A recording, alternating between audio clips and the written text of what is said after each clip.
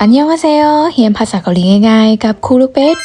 และคลิปนี้เขาจะมีเรียนบทสนทนาเกี่ยวกับการถามทางหรือว่าที่ตั้งตำแหน่งซึ่งเขาได้เรียนคำศัพท์ในคลิปก่อนหน้านี้แล้ว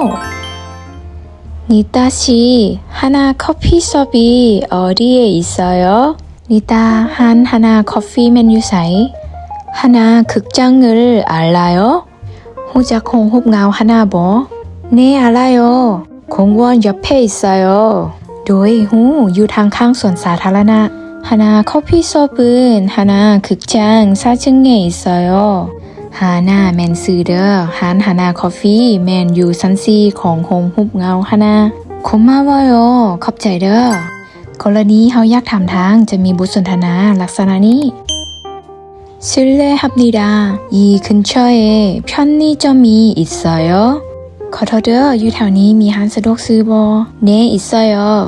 저기 서울 백화점이 있지요. เจ้ามีเด้ออยู่พุ่นมีห้างโซลแม่นบ่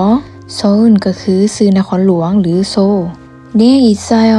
เจ้าแม่นแล้วหรือว่ามีเนาะหมายความว่าเราเห็นดีกับที่ผู้บอกทางสิแปลว่าอยู่หั่นแม่นมีแม่นบ่서울 백화점 앞에서 길을 건너가세요. 그리고 왼쪽으로 100m쯤 가세요. 거기에 편의점이 있어요. อยู่ตัวหน้าห้างโซลแล้วข้ามทางไปเด้อจากนั้นไปทางซ้ายมือประมาณ100เมตรแล้วอยู่หั่นมีร้านสะดวกซื้อเด้อ감사합니다ขอบใจเด้อ